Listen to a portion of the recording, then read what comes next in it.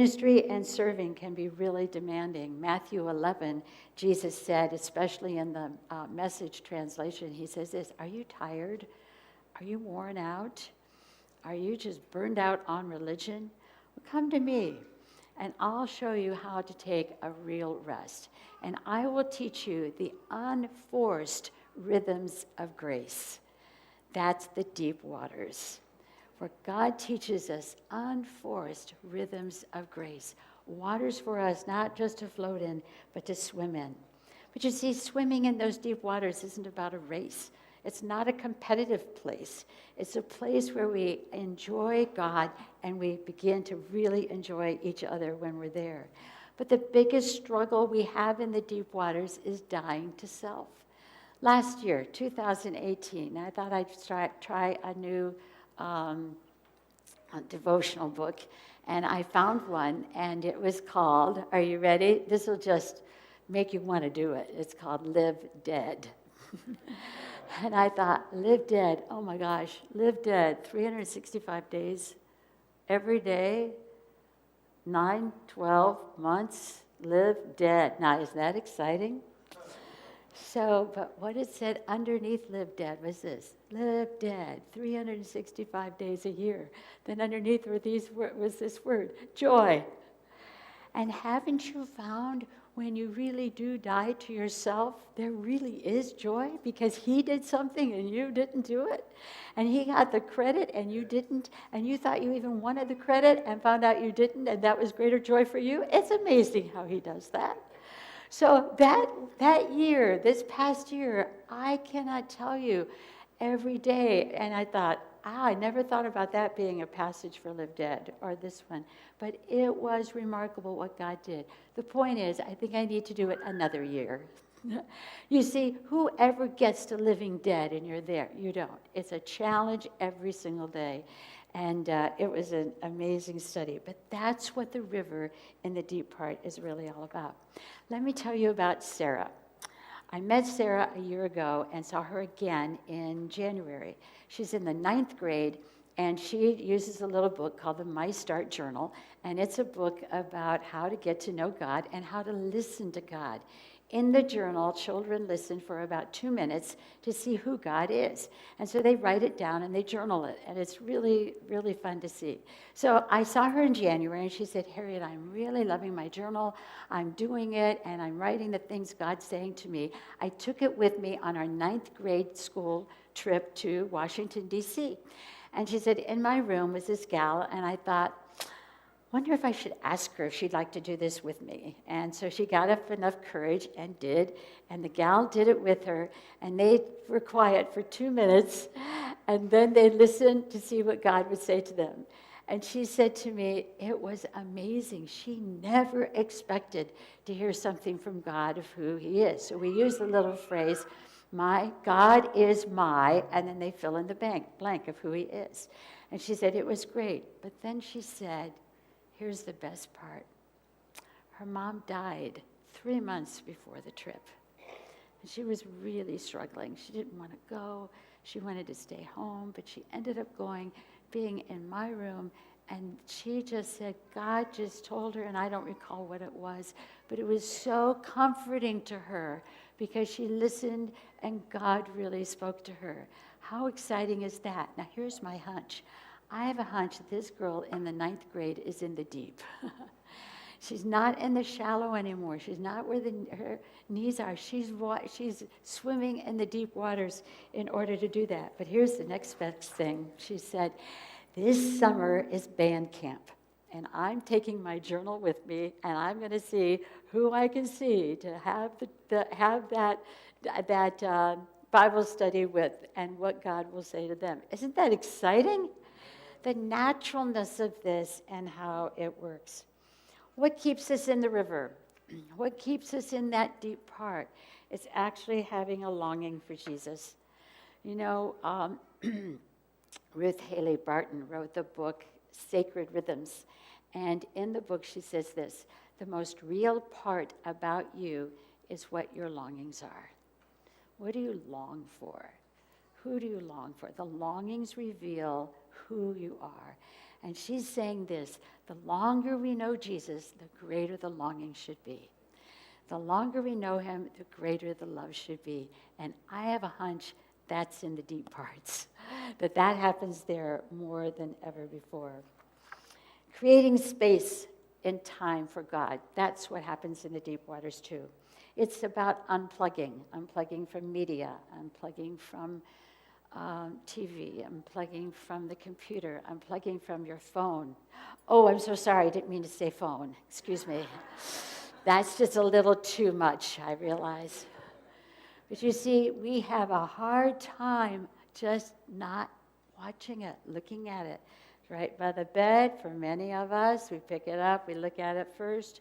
We, just check the weather. And while we're on the weather, let's just check this. And while we're here, I'm wondering, in this gorgeous place where you live right by the river, whether you're on the Iowa side or the Illinois side. Is Illinois here or there? It's there, okay. The Iowa side or the Illinois side. You have this amazing river. I saw your bike paths, your walking paths, your benches. Perfect place to unplug.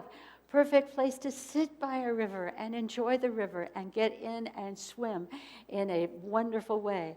What a great place for you to go. And listen, on our Sabbath, we love to bike ride if the weather's nice.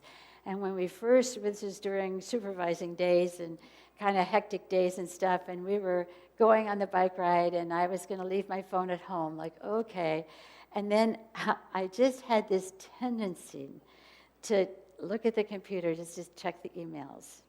And I thought, okay, well, he's putting on the bikes, I'll just check. And then he's putting them on, comes to the garage door and says to me, because I wasn't out there, I know what you're doing. Oh. So I closed it down and went. Why do we have such a hard time with that? Why do we think we need it or somebody really needed us? Nobody needed me. I just needed to check. And we have to do, as I say to us in 2019, just unplug. Get in the river. Go sit by your wonderful river and listen to what God might be able to say to us when he has our full attention. You know, when in Mark 6, Jesus had just commissioned the disciples for ministry. He had given them authority, cast out demons, preach the gospel, heal the sick. John the Baptist had just been beheaded. The disciples went to bury him. Oh, just beginning ministry, and then you have that news. It was just horrible. In the midst of ministry success, blind eyes were opened, people were healed, people were set free and delivered. They wanted to hear more about the gospel. In the midst of that, guess what we did, Jesus? Guess what happened? He said this, let's just draw away. Let's just get away from it all. Because he was more concerned about what would sustain their souls than celebrating what could weary their souls and what could really make their souls lean, and that they would honor the platform, if you will, rather than the person, if you will. So he said, let's pull away. He taught them. Interestingly, that when he pulled away, every time he came to minister, the Bible says he ministered with compassion. Now, the compassion part of ministry is huge. We can do things out of the flesh. We can do things out of compassion. But when Jesus demonstrated being alone with his Father, he ministered with compassion. Same thing for us. When we're in God's presence without the clutter and all, and the addictions that we have for stuff, when we're in his presence, there's something he does to just expand the love of God and desire it more. Amazing. I invite you this week, as I hear the temperature is supposed to be 80 degrees in Clinton tomorrow. All right? I challenge you to go by the river. Don't take anything with you other than your Bible or a journal. Just sit there and just think, I want to live in the river of God. I want to be over my head so my trust level will grow because I want to know him better. I have a longing for him, and it isn't a part of this, it's a part of this. And the compassion that God brings to you will be, I believe, absolutely amazing. So when you're sitting on that bench and enjoying it and listening to what God says, he may say to you some things that some of my friends have said to me that I thought I would share with you. A little 11-year-old girl with her family was sitting around our table. We did a Lectio Divina where they listen for a little bit. We all do it, and we write down what God says to us.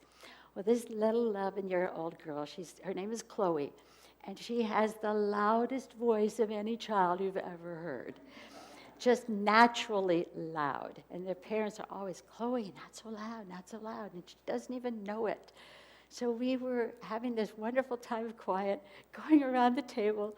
I came to Chloe, what did you hear God say to you? And she said, God said to me that he is my microphone.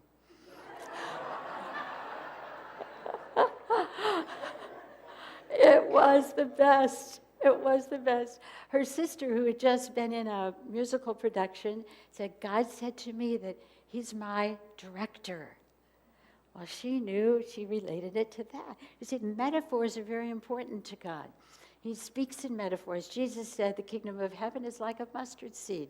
The kingdom of heaven is like a woman who lost a coin. The kingdom of So when people listen now and hear these things that relate to just who they are, it's extremely biblical.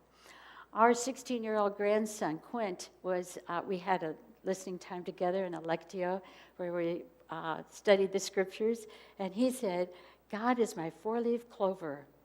And when I heard that, I was so disappointed. I thought, oh, no, four-leaf clover, that's like a rabbit's foot. That's like a good luck piece. That's like a whatever. And so I said to him, so Quint, tell me what do you mean by that? And he said this, he's my four-leaf clover. He sticks out in a crowd. Ah. Totally changed my mind about a four-leaf clover.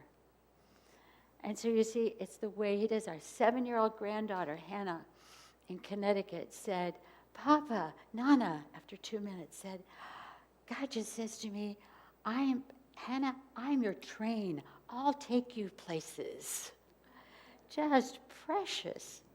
So I'm saying to us, may we not get old in knowing Christ. May we have the freshness of hearing his voice, and you'll be amazed at what he says when we are quiet and loving.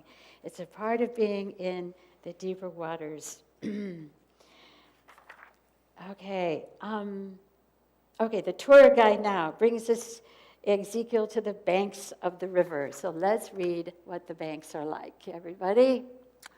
And he said to me, Son of man, have you seen this? Then he led me back to the bank of the river.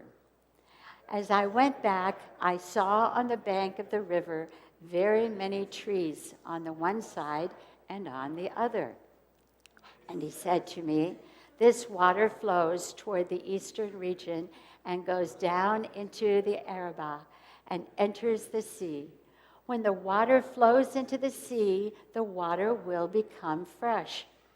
And wherever the river goes, every living creature that swarms will live, and there will be very many fish.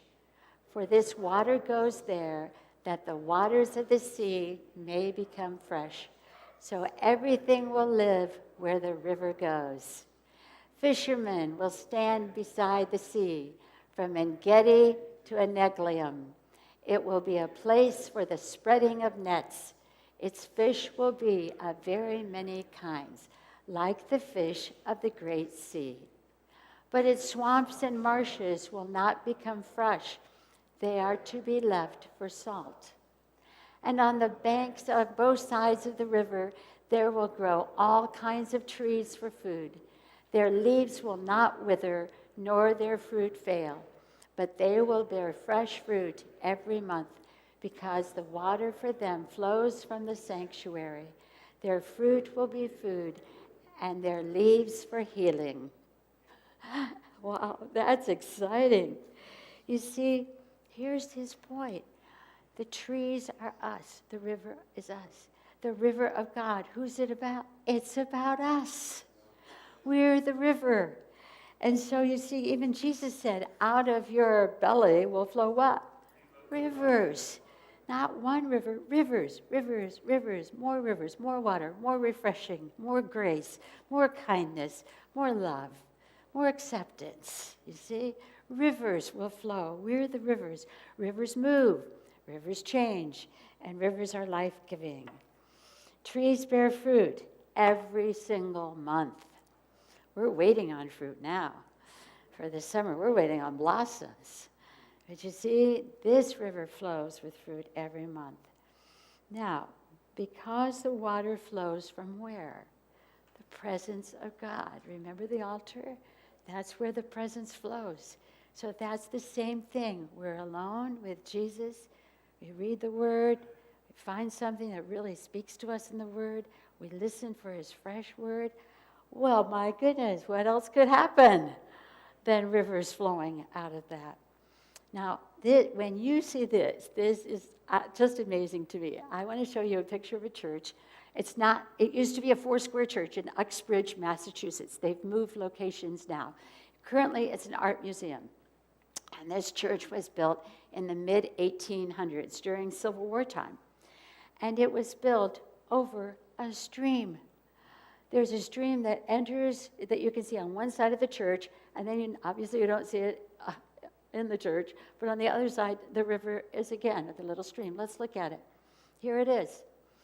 I called a friend who lives in Massachusetts and said, how far do you live from Uxbridge? She said, not far. Wonderful. Could you get some pictures for me? And she said, yes. So she did. And that's the stream. I called the pastor, who is not there now. He lives in California. And I said, Mike, I remember when we were at your church in Uxbridge, when you were talking about the river. Is that really true? And he said, yeah, it is. I said, that is amazing. And so he said, yeah, it's amazing to you, but in the summer it was so muddy by the door to the basement. And in the winter it was icy. We always had, because the stream kept flowing, see? They couldn't just get rid of the snow like we do, or the ice. No, it kept flowing. To him, it was a nuisance. To me, it's a revelation. It's like, oh, wow, this is amazing. And I said, did you ever preach on Ezekiel chapter 47? He said, I never did. And I told him what I was going to do. And he said, well, that's a great passage for that church and that building. I wish I would have done that. And it's funny, what's right under our eyes, we don't pay any attention to. And then somebody else can come and say, look what this is, look what this means. And so I hope that I know I overlook tons of stuff, but may we see what it is. Absolutely incredible to think that a stream would be there. Now let's see the prophetic from Ezekiel, and we're going to go a lot of years to the last chapter in the book of Revelation, Revelation 22, and we're going to read 2 verses from that and see how it links now to Ezekiel 47. Everybody? Then the angel showed me the river of the water of life, bright as crystal, flowing from the throne of God and of the Lamb. Through the middle of the street of the city, also on either side of the river, the tree of life with its 12 kinds of fruit, yielding its fruit every month. The leaves of the tree were for the healing of the nations. All right, people, listen. We've got Ezekiel 47, the prophetic. Then we move where? To heaven. It's about heaven. So we've got the stream in Ezekiel. We've got us in the stream. And we have here the beautiful connection between the Old Testament and the New Testament and where we will actually see. Is that an exciting thing or what? To think about the Ezekiel passage is about us and it's about heaven.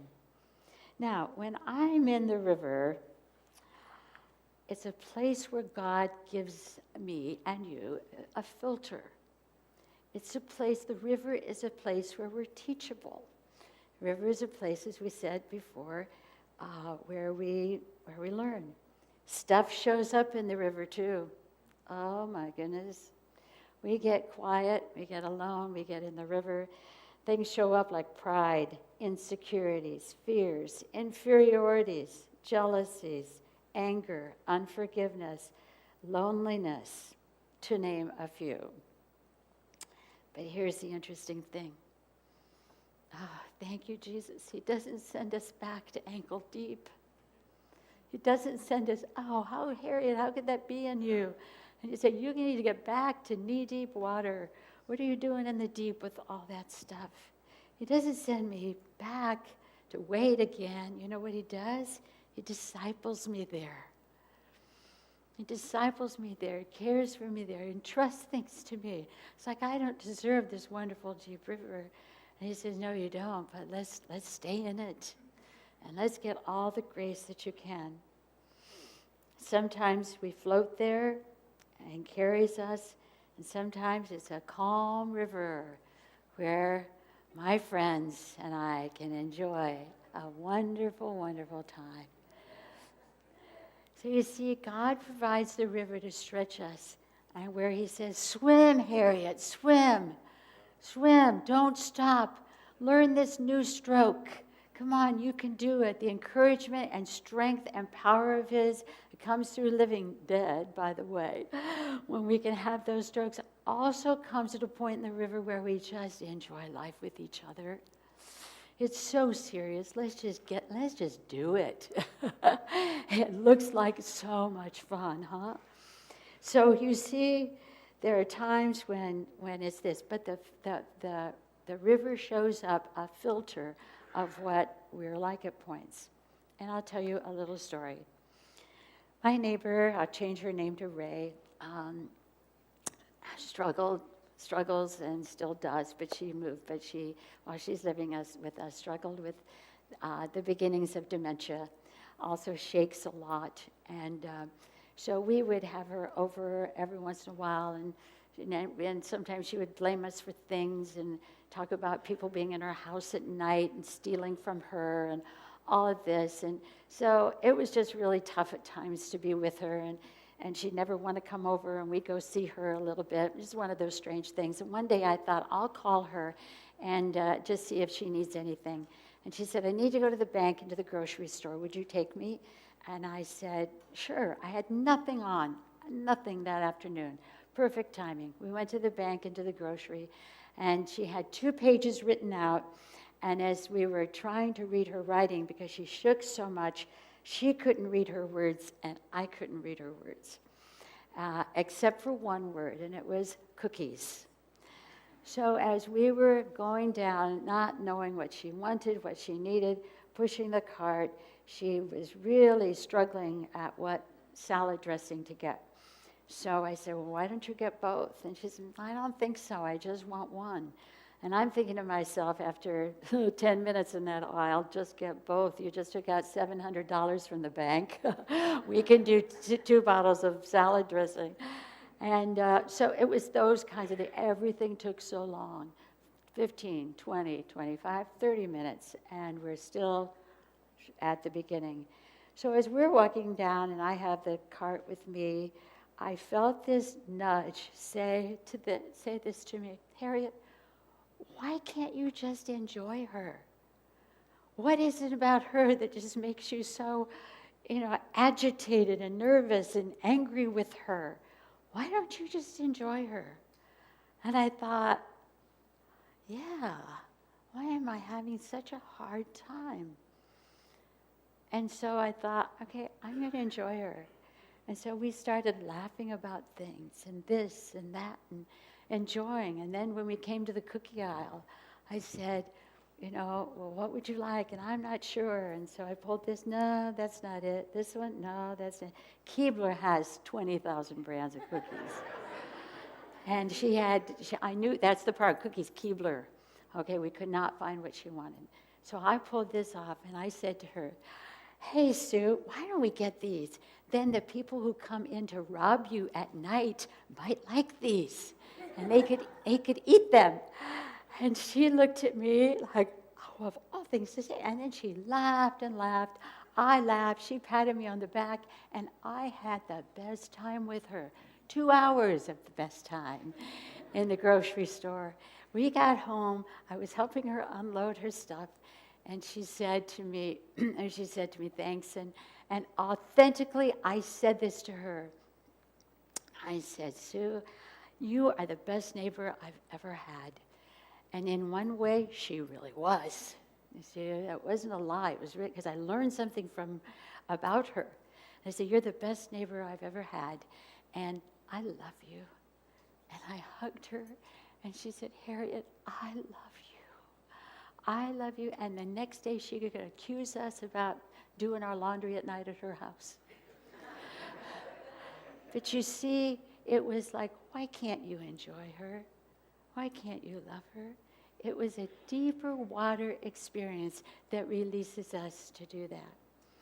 Well, Sue has moved into another facility, and we went to visit her at Christmas time, and we got her a big bag for Christmas of, guess what? Yeah, tons of cookies in this bag. She opened them. I love these. I love this. How did you know? Oh, I just did. You see, swimming in the deep water, we come up with all sorts of stuff in us, but it's a place of hearing the voice of, it doesn't have to be that bad. You can bring a little bit more joy if you just die to yourself in the grocery store. Funny places where we find that. Well, as we close, I wrote out some declarations that we can make, church, around Ezekiel 47. So I'm going to say them, and I'd like for you to declare them. That means a strong voice. Declare them with me. Are we ready to go? This is our closing prayer. Everybody. God made me to swim, not wade. I am teachable, and I learn new swimming strokes. My life goes where the river goes. I thrive when I'm in over my head. I learn new rhythms of rest in the river. I eat fresh fruit every month that grows by the river. I am healed by the leaves growing on the trees by the river. I swim in God's grace. My friends grow with me, and we are discipled in the river. The river is God's presence. Ezekiel's river prepares me for heaven's river. Amen.